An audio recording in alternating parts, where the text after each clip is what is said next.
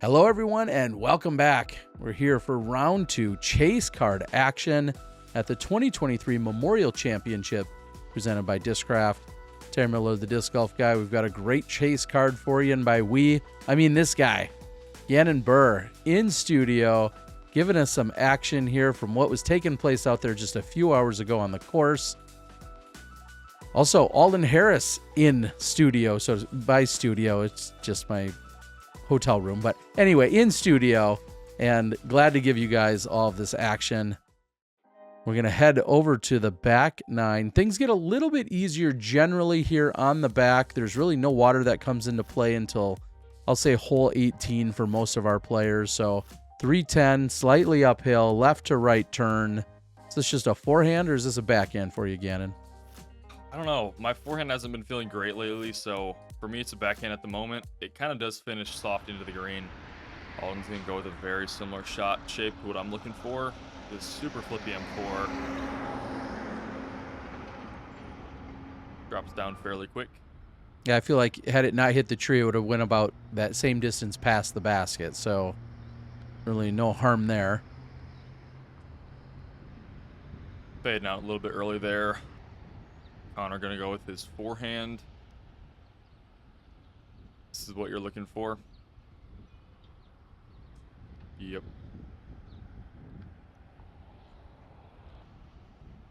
Oh, wow. That was a quick shot right there. Well, yeah, we trimmed a little off for you there. That wasn't you. That will trust us. That's the power and the magic of editing. We don't have all day here. Come on, we got to get through these. Now we've got Danny from deep in circle 2. It just doesn't feel like he's feeling his putter at all at this point. I mean, through the first 9 holes, we've seen quite a bit of struggle out of him. He's sitting actually 1 over through the front 9. Yeah, you're looking to be probably 5 to 6 under on the front 9.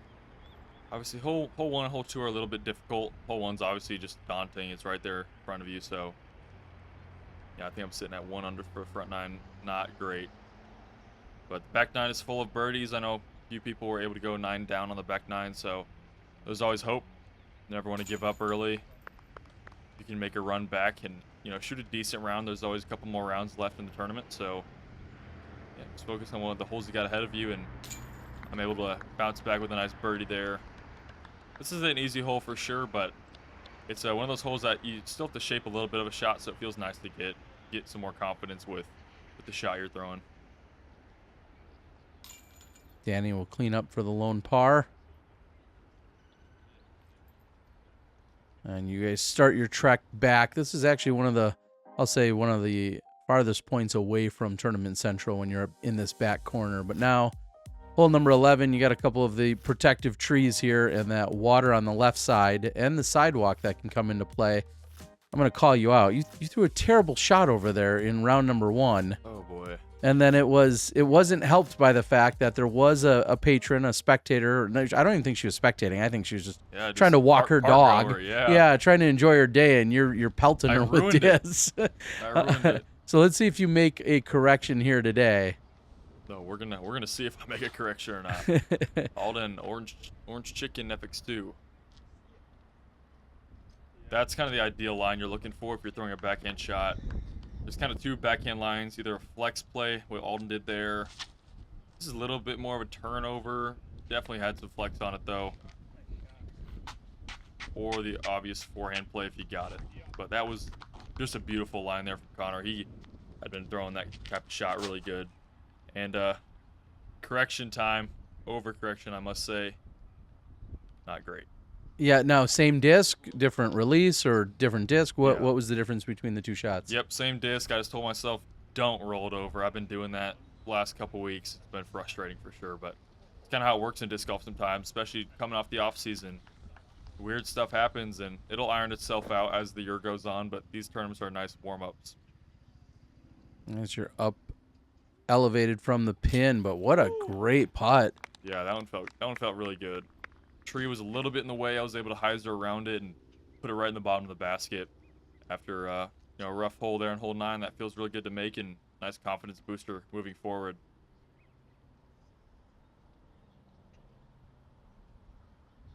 And outstretched Alden, those two trees, we just can't say it enough times. I know it feels redundant throughout all the years, but those two trees, you'd be surprised how often they're in the absolute worst spot for you when you're trying to make a putt on this hole. Yeah, and I feel like you don't really think about it too much when you're throwing the tee shot, but when you get up to your disc, you're like, wow, crap, I really probably should have thought about where I'm placing my disc.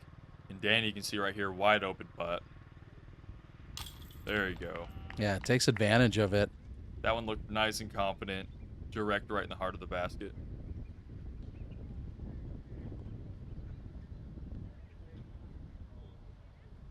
Connor with the tap-in birdie.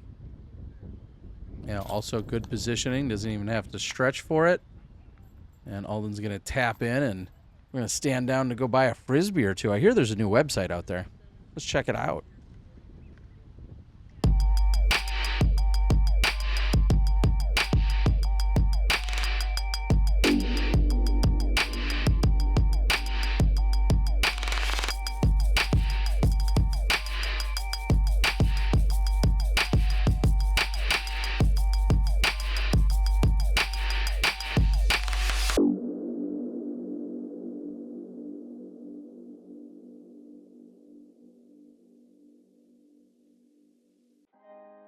One location to go pick up all of your favorite Discraft discs. Of course, our presenting sponsor as well of the tournament. Now we're at hole 12, and spoiler, folks, this is playing as the easiest hole on the course.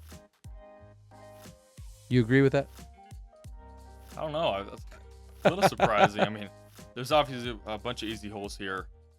I don't know. I feel like there'd be an easier hole, but I guess it's right there in front of you. The only thing that's tricky about it is, I guess, that one skinny tree on the right. It's very downhill, which can be difficult, and there's a little bit of a hill in front of the basket, so you gotta miss that for sure. And going with my spike A2, I love this one out of my hand,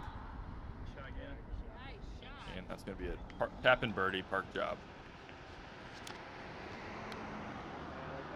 Much lower route that we're seeing here from Danny. That's also can be almost quite got the effective. basket. Yeah, almost skips up and in. They oftentimes have raised this basket in particular to make this hole a little bit more challenging, but this year not on any kind of riser or platform or extended pole, and Alden doesn't like that one out of his hand. No, very overstable putter. Luckily, it's so slow, though. Checks up nicely. He's going to have a nice 30-footer here for birdie. Very makeable putt. Never had a chance. Ouch. Alden, what happened there? Okay. Danny now with a chance. This was almost the exact same distance that he just made on the previous hole. It's almost just like he's not following through all the way, not coming up. He's kind of staying crouched down. Maybe not using his legs fully. Nerves probably getting to him. I've also struggled with nerves throughout the entire round at some points, and it can be hard to shake them, and sometimes, yeah, they never go away. You can use those to your benefit, really make you focus a little bit more on the shots you're throwing, but I feel for myself, when it comes to putting with nerves, it gets really difficult. And you've talked about that sometimes is really what leads to you being a little hesitant or taking your time, so to speak, that you feel that you're nervous, which I think for anyone that's watched you play thinks that sounds almost crazy considering how skilled you are, that you're still getting nervous standing over particular putts. But clearly something that you're dealing with as you're out there competing. As we take a look at hole 13, this one got a little bit easier in the last couple of years, losing the one tree branch that kind of hung down right at head level, so to speak, I guess, depending if you're Gannon's height or mine, but used to hang right in front of you, and you really had to beat that one branch. Now it's not even there, so this is just a little pitch all day long, right? Yeah, we're looking at that branch is probably about waist level for me. Exactly. Maybe around my knees. But yeah, this hole's a gimme, and you can see me turn around immediately. I don't even know what happened. My foot got caught on the tee pad somehow, and part of my body said stop throwing it, and part of it said let go, and I let go of the disc. Probably shouldn't have, and that is absolute awful shot by me. Just 40-footer is not even close to what you want in this hole. but I could use it for momentum. That's a very important part of the game, is using your momentum to your advantage, especially at a course where you need a lot of birdies. Maybe you throw a bad tee shot, it gives you an opportunity to make a nice circle 2 putt. So looking, this a little bit of a death putt, very high elevated basket, the drop off behind it. Yeah, and your foot even at an incline to some degree there, as we're looking at about 13 meters or so. Right about 40 feet.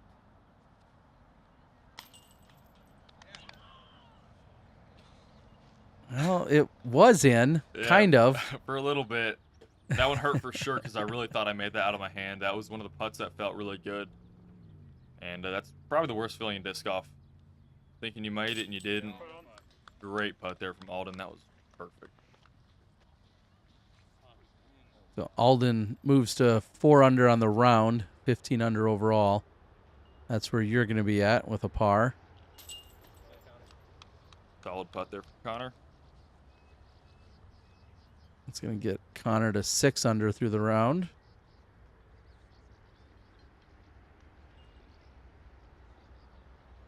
Now, if you're checking live scoring, as I was around this point in the round, the lead card is really tearing it up. They're looking at 10 under through 13 holes around this point in time, and you know, myself being only at 3 under for the round, 4 under for the round is, you know, not what you want. Feels like you're losing some ground, and we're excited to bring you all of the lead card coverage as well here on the channel. But now we head to 14, 375 downhill.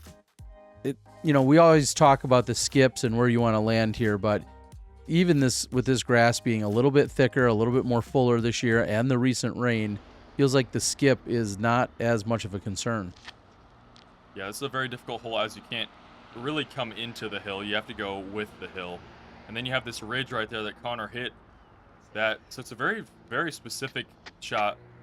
I think it's one of the best holes in the course in terms of, it's very fair. If you throw a great shot, you're going to get rewarded. But if you're rough, you're going to be left with around a 50-footer, as you might skip left.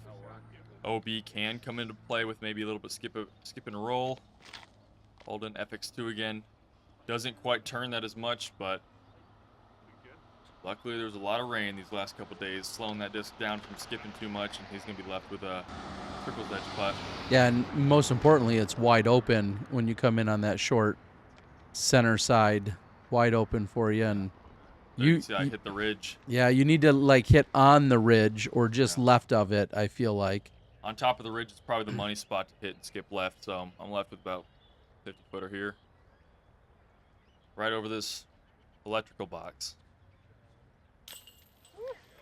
Looked good the whole way. Yeah, putt hasn't felt great at all, but they're dropping in, which is a good feeling, as long as I just practice a bunch more, you know, with these off days that I do have. Hopefully get that dialed in, prepared for the Pro Tour coming up soon. On a rare miss. I feel like almost every time I've seen Connor have a look for birdie or have a putt, rarely has he missed over the last couple of days. Yeah, easy to get frustrated on those, especially at a course like this where you need a lot of birdies. Connor, very solid putter, typically. Alden a little bit closer than just circle's edge. Great birdie. So definitely a hole that feels great to get. Not too much danger, but getting a 2 is nice.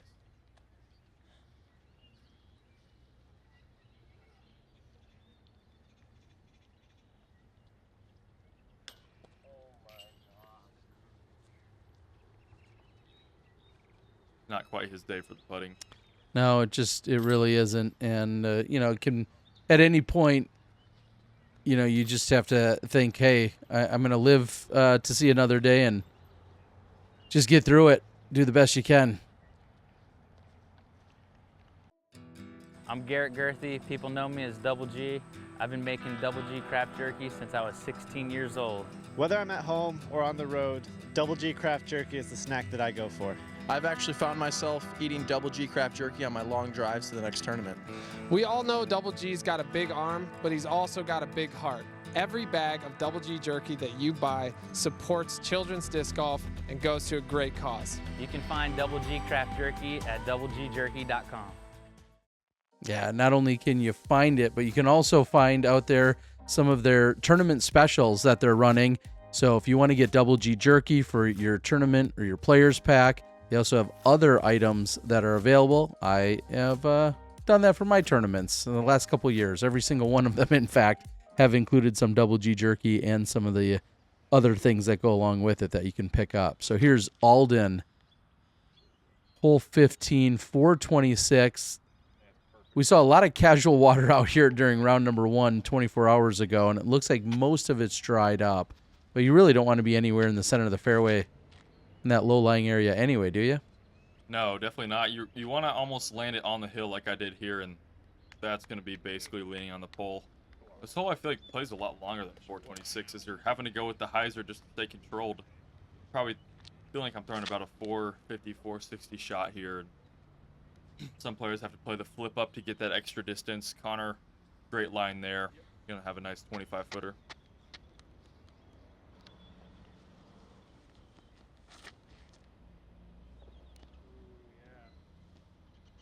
Danny gets that to flip up, and then it's going to fight back. Looks like it's going to be just a little bit short, but pretty good pull. And I couldn't agree with you more. It says 426. I've wanted to go out there with a rangefinder for years because it just feels like it plays so much longer than that. A little bit low there from Connor. After I was just talking up his putting game, too. Yeah, I know. Man. Commentator curse, I guess. Well. I guess I already knew it was happening, but I can still pull the commentator curse. We'll say that. I mean, I'm never shy about looking stupid on my own coverage, so whatever happens, happens. Danny, only about 15 feet away here, and those trees come into play, and yeah, just almost no putt from where he was at. I went behind his lie, and, you know, Danny's not the tallest person, so unless you have long legs like I do, it's very difficult to get around sometimes. And huge shout out to Gavin Babcock for being my caddy. Yeah, how's he doing? We saw that he had injured himself during Las Vegas Challenge, then ended up withdrawing from the event, and seems to be walking around all right. He was on crutches, I think, even just a few days ago, so yeah, he's doing better. Gavin's healing up very well. It's great to see. He's still got the brace on, and he liked to wear his slides as it's not too tight on his foot where like a shoe would be. And yeah, hopefully he'll be back around the Texas swing. Maybe not for Waco, but definitely for the Open of Austin is the goal for sure. All right, well, plenty of birdies to be had here on 16. This comes in as the second easiest hole on the course. Just feels like a must get. It's such a stock shot, 327. You really just have to be right of that one palm tree. Yeah, I'd almost like to see this one placed on top of the mound or on top of the ridge right there as you're kind of playing into the hill. So, you know, anywhere parked with the basket, left of the basket, it all kind of filters right down to the hole. I'm going with my 8-2 again. This is kind of my bread and butter shot. Throw it really hard. Most people are going with a fairway driver on this type of a shot, but I can throw a lower disc, and that one's going to be basically on the pin again. Yeah, making it look really as easy as this hole is. Again, 327. Everybody should be putting at this basket, hopefully from inside the circle.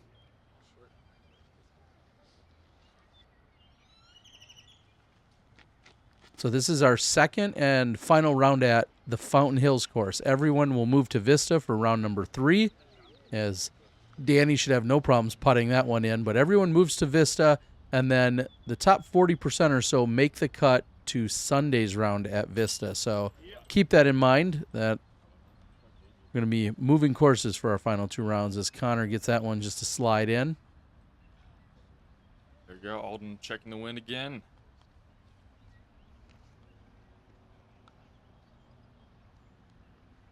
15-footer here. Don't want to rush these.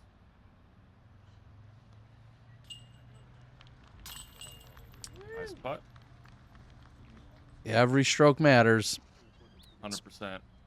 I always find myself, especially in previous years, kind of being mad at myself for maybe rushing a shot or letting a bad hole get to my head and not bouncing back like I should. Come down to the final day and you're like, dang, I really wish I was, 4 strokes better than I am. So I think it's very important for, anyone out there, never give up. It's going to be very tricky for sure, but as long as you keep your head in it, you'll be fine. Some would say even keep on rolling that Zuka cart. Yeah. All right, so we head over to 17. 468, definitely gettable. It's funny how the 426 just a few holes ago felt like such a big pull, and yet 468, you're thinking, oh, I got this all day, right? Obviously Yeah. a downhill shot, Yeah, but I could probably reach this with a putter if I wanted to, but you know, when you're in tournaments, you're looking for reliability, and that's going to be throwing something overstable. Alden actually is going to go with a little bit of a flip up here. That way he can kind of be smooth with it. He's a top pro, obviously, so he's very controlled with this type of shot. Valcor again, right at the cameraman. just trying to get it to swing at the last moment. You see it. Ooh, nice. A little bit of flare skip. Yeah, inside and then back outside of circle 1, so about an 11-meter putt or so, if even that. I'm going to go a little bit higher with this shot and a lot more overstable disc than Alden. As you can see, I threw it flat out of my hand. Kind of just playing for that hyzer and hitting the top of the hill. That's what you're looking to do. You can kind of see that left grass is a lot grabbier than by the basket. So a couple things to take into account. Make sure you're throwing the right disc according to the wind. Give it height so you don't hit the hill. I've seen a lot of people be about 45 feet short, just not giving it the height. Connor, great shot there. And this is your first time out here at Fountain Hills playing in this tournament, right? Yes, my 3rd round ever at Fountain Hills. So one practice round, opening round, and now this round.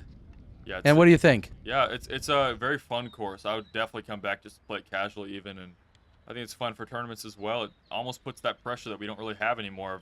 You gotta have birdie golf. You know, we don't really see that much on tour anymore. On tour, you can sometimes 7 down's the hot round. We're here, you know, we're looking at 16 down round 1 by Adam Hammis. Yeah, definitely a lot of birdies out here to get, and sets the tone as you head over to the Vista course. And great putt there by Alden. Yeah, that one looked really confident. Nice putt there. Stepping up 25 feet. And I feel like I just blinked, and all of a sudden I'm seeing Alden sitting at 8 under for the round. You're currently sitting at 7, trying to join him at 8 under for the round. So, you know, not the 10 or 12 or 14s maybe, but, you know, pushing that double digits range. If you can close out strong and you step back for a moment. Yeah, wind picked up a little bit on this putt. That's why I took a step back. I typically wouldn't do that unless I'm really nervous or it gets really windy like it did there. Not that it was super windy. It was just enough wind to kind of make me think about it a little bit more. Danny just cannot get the putter above the cage. It almost feels impossible at sometimes when you're missing those 25 footers. I've been in that position where you're like, wow, it's everything but in. Like, what do I have to do? Yeah. Yeah, usually whenever my putting's on, I'm like, I can see my line, put it a couple feet over the basket, let it drop in. But when you have misses, you don't really get to see the disc go in the basket. So you have to manufacture your own line in your mind with your vision and commit to that. Head on over to the distinguisheddoodle.com if you're looking to get any shampoos or pet products. They are going to help you out. They're also out of Arizona. Big thanks to them as we look at hole number 18, 400 feet, pretty much dead straight away. We see sometimes the big forehands out over the water. Sometimes we'll see a flex shot. Sometimes you see people going straight at it with a mid-range. A little bit of everything. And when the winds are down, I feel like you've got that many more options. Yeah. Oh, wow. That was looking great from Alden. Just one of the dangers with that up the middle line. I'm going to go a little bit more of a straight line at it, not really take it out right. No, it didn't feel that bad out of my hand. It kind of just got that little bit of turnover that I wasn't really wanting. That kind of burned it over. Yeah, I can leave me about 70 feet. I'm kind of playing for that burn over shot, but have it hit, you know, obviously by the basket. Connor, very close with a good shot. Just it's crazy how that little degree of flip can really affect your shot by about 30, 40 feet sometimes. I would usually throw a forehand here. Like I said in the past, my forehand hasn't been feeling great these last couple weeks. Not as powerful as it has been. Backhand definitely a little bit of a higher level, a little bit trickier shot. Alden, it's kind of a no-brainer. Just got to lay that up, move on with your 8 down. You know, with the triple bogey, 8 down doesn't feel that terrible. Feels good to bounce back going into Vista del Camino. A little bit of a more difficult course. Gonna try our best to make some moves out there. Yeah, I can show off your skill sets a little bit more out on that course. We're about 70 feet here for me. No commitment at all. Sloping left to right. Not a great bid. That was one where, like I said, my putting hasn't been feeling great, and it didn't look great either. Connor with the step putt. Wow. Yeah, just like a few of the others we saw, just barely getting over the cage, getting him to slide in. Feels like that's been a theme, and it'll work out just fine. Connor's going to follow up his 12 under with a 9 under, and Danny will struggle all the way home here, trying to close it out. And we're going to start to close things out, so leave it in the comments, like, share, subscribe, do all the YouTube things like I always demand of you. And also, I want to know, you guys got to be brutal or polite. Tell us, how did Gannon do? I personally think he did great this first round of commentary. I really appreciate you joining me, Gannon. Alden also being here, checking things out. So leave it in the comments. Only if it's nice, though. If it's mean, then just don't type it. Yeah, that's it. Don't be mean, people. We're closing out. For Gannon Buhr, I'm the Disc Golf Guy. That's round 2 chase card action. We're going to give you plenty of action throughout the rest of the weekend. We're only at the halfway point. Stay tuned to the Disc Golf Guy channel. I promise no one has better or more Memorial coverage than the Disc Golf Guy channel here in 2023. Again, thanks for watching. We'll see you guys at the next one.